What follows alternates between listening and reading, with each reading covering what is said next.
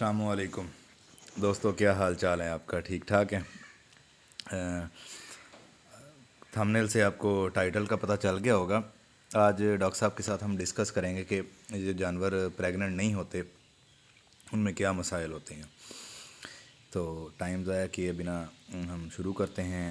Doctor साहब से चीज़ों को गाइडलाइन लेते हैं, उनसे चीज़ें पूछते हैं। पहले हम बात करते हैं इन्फेक्शन जो जानवर की बच्चादानी में होती है, वो भी एक वजह होती है ना रहने की, और उसके अलावा जो मसाइल होते हैं वो भी डॉक्टर साहब से पूछते हैं।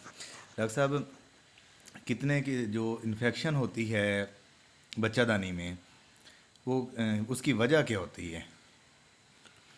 तो पहली वजह तो ये होती है कि जानवर जब आपका बच्चा दिया तो उसने पहली बार ना हाँ जी। अंदर कोई जेड़ का टुकड़ा रह गया जिसकी वजह से इन्फेक्शन लंबा हो जाता है।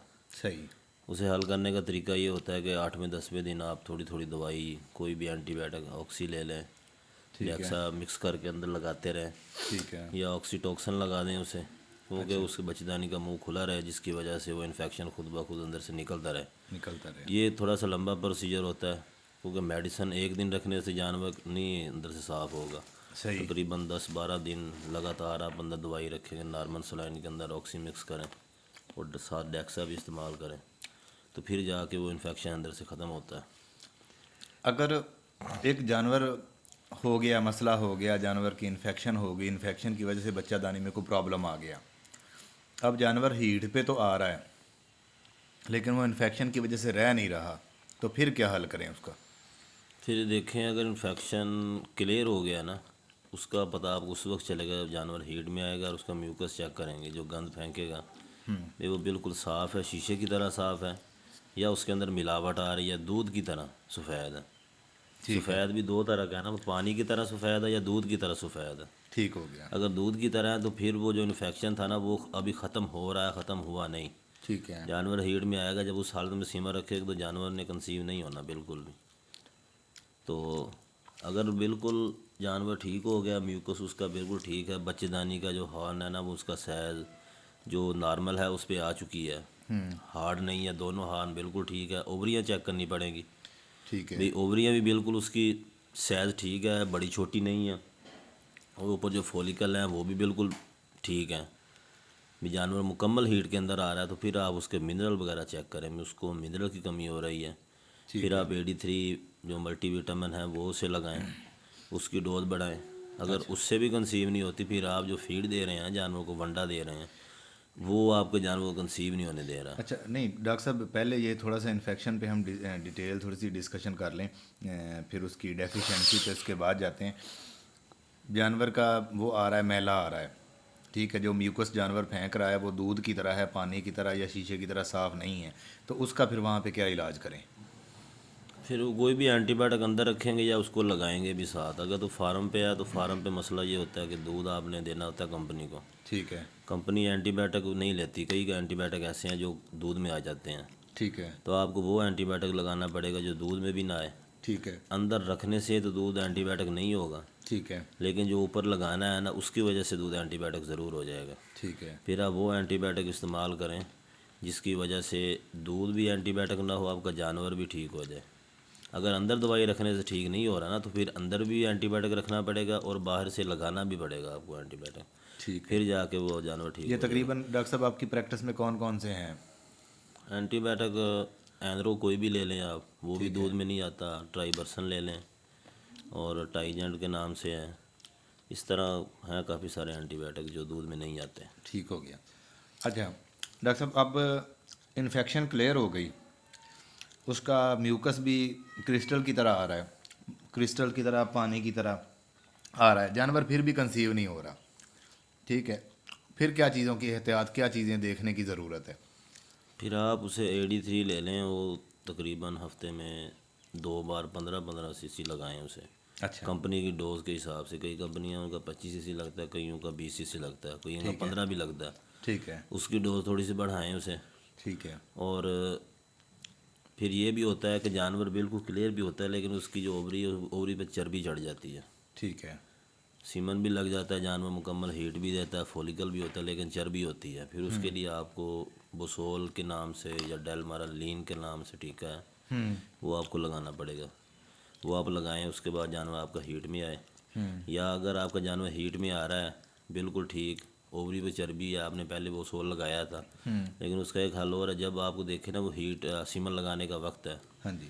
यानी जानवर आपका हीट टाइम में आया था 7 बजे, अगले दिन आपने 7 बजे सीमन लगाना है। ठीक है। आप 7 बजे से 2 घंटे पहले उसे बोसोल या डेलमरालिन लगा दें, ठीक है। क्योंकि जानवर की जो ओव्यूलेशन होगी वो नज़दीक हो जाएगी, ठीक है। भी जो सीमन का मिलाप होगा ना वो नज़दीक हो जाएगा। 2 घंटे में जानवर जो हीट वगैरह उसकी ज़्यादा होगी वो कम कर देगा, ठीक है। उससे भी कंसीव होने के चांसेस बढ़ जाते हैं।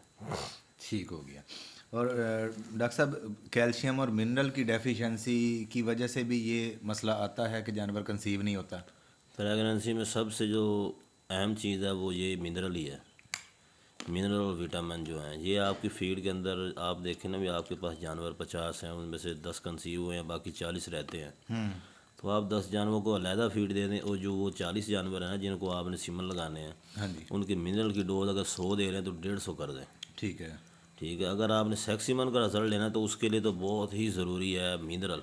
ठीक है। मिनरल भी अच्छी कंपनी का होना चाहिए, कोई लोकल इस्तेमाल नहीं करना चाहिए। जब आपने सीमन का रिजल्ट लेना है ना, हाँ जी। तो फिर आपको चाहिए अच्छा सीमन लगाना है, आपने मिनरल भी अच्छा हो आपका। ठीक इसकी है। वजह से मिनरल की कमी ही है जो बच्चेदानी को कमज़ोर करती है। सही है। मिनरल आपका अच्छा होता रहेगा तो आपका जानवर की बच्चेदानी भी बिल्कुल ठीक होगी, ओवरी में भी कोई फ़र्क नहीं आएगा, हॉर्न वगैरह बिल्कुल ठीक रहेंगे, ताकत भी होगी कंसीव करने की। अगर अंदर ही ताकत नहीं है तो आप जो भी सीमन लगाएंगे वो बच्चेदानी लेगी नहीं आपसे, आप जो मर्ज़ी करते रहें, ठीक हो। वो कंसीव नहीं होगा जानवर। अच्छा डॉक्टर साहब, एक जानवर है उसमें मसला कोई नहीं है, ठीक है, अगर उसका म्यूकस भी क्लियर है, उसकी बच्चेदानी, उसके हान, वो सारा कुछ ठीक है, फिर भी बाज़ वक़्त मसला आ जाता है कि जानवर नहीं रहता, ठीक है, तो उस सूरत में हम क्या लोकल सीमन की तरफ जाएं या क्या करें? नहीं, लोकल की तरफ तो ना जाएं, थोड़ी टाइमिंग चेंज करके देखिए। अगर आप पूरे 24 घंटे के बाद सीमन लगा रहे हैं, हाँ जी। 2 सीमन आपने लगाया 24 घंटे के बाद, जानवर आपका कंसीव नहीं हुआ, ठीक है। तो फिर आप थोड़ा सा जल्दी सीमन लगा के देखें। कई जानवर ऐसे ही होते हैं कि जो 17-18 घंटे के बाद ओव्यूलेशन इतनी ज़ोर से करते हैं कि ब्लीडिंग शुरू हो जाती है। ठीक है। लोग ये कहते हैं कि डॉक्टर ने सीमन लगाया था और उसने राड अंदर मार दिया किसी जगह पर, जिसकी वजह से जानवर ब्लीडिंग कर गया। सही है। ठीक है, वो ब्लीडिंग डॉक्टर की वजह से नहीं होती, वो जानवर की ओव्यूलेशन जो अंडे टूटते हैं ना अंदर, हाँ जी। उसकी वजह से ब्लीडिंग हो जाती है। वो आपका जानवर पहले ओव्यूलेशन कर गया, सीमन बाद में रखा गया आपका। सही। ठीक है, जब जानवर बैठेगा तो ब्लीडिंग उस वक्त करना शुरू करेगा, जब चलता फिर उस वक्त ब्लीडिंग उसकी बिल्कुल नज़र नहीं आएगी आपको।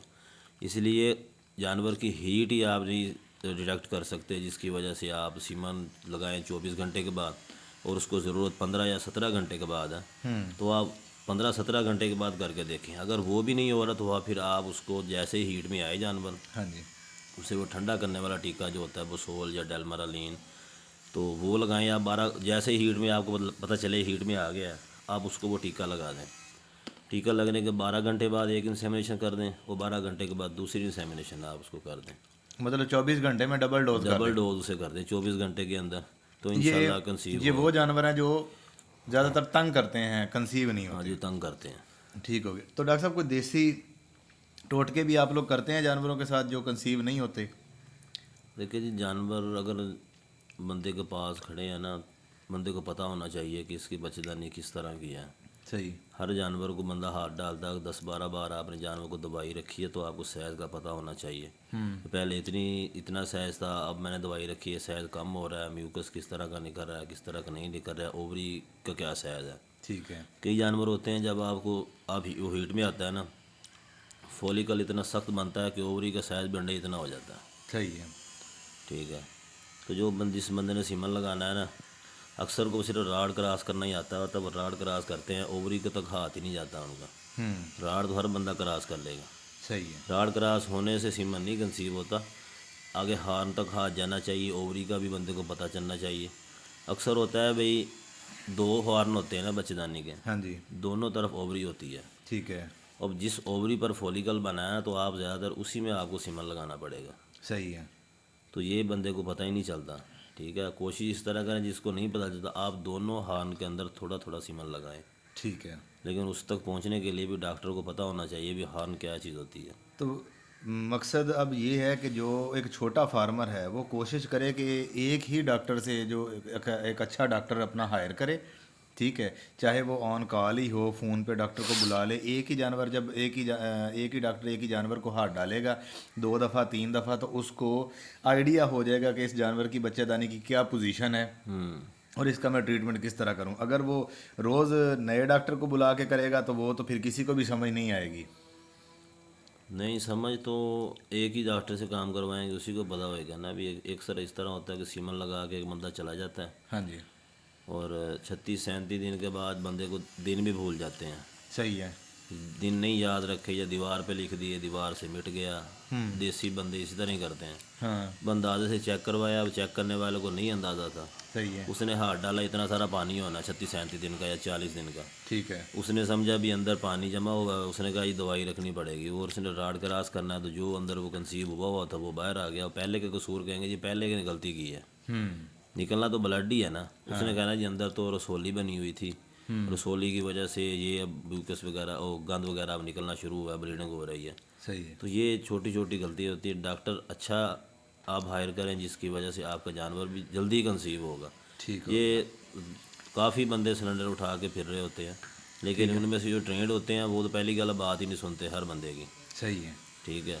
और पहली तो दूसरी बात ये है कि लोग उन्हें इस तरह के पैसे भी नहीं देते, तो उस तरह का काम भी नहीं करते, क्योंकि छोटी छोटी बातें होती हैं। फॉलिकल तक जाना, ओवरी चेक करना, ये हर बंदे का काम नहीं है। उस बंदे का काम है जो दिन के अंदर 20-25 जानवर या शेड पे काम कर रहा है ना, उसे इन बातों का पता होता है। सही है। फील्ड वाला बंदा इतनी तय तक जाता ही नहीं है। सही है। अब फार्म पे तो उसे पता भी ये जानवर खड़े हैं, कंसीव ही करने हैं, बेच नहीं सकते हम इन्हें। सही है। या कंसीव करके या लास्ट हद तक हमने बेचना है।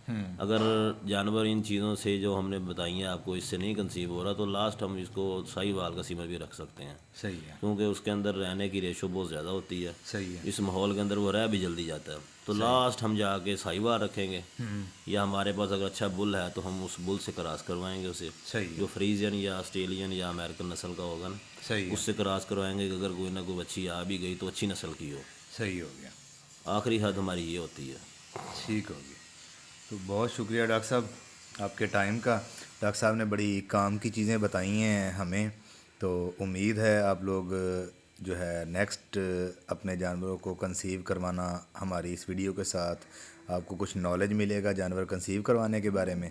तो इंशाल्लाह मिलते हैं नए एक व्लॉग में। आज फार्म पे यहाँ पे मिल्किंग पार्लर लग रहा है, तो होपफुली वो आज शाम तक फिटिंग कंप्लीट हो जाएगी। कल से प्रॉपर ऑटोमेटिक मिल्किंग जो है पार्लर पे जानवरों की वो मिल्किंग होगी। तो कल इंशाल्लाह कल की वीडियो में आपको दिखाते हैं ऑटोमेटिक मिल्किंग पार्लर। तो सब्सक्राइब करें, दोस्तों के साथ शेयर करें। बहुत शुक्रिया जी। अल्लाह हाफिज़।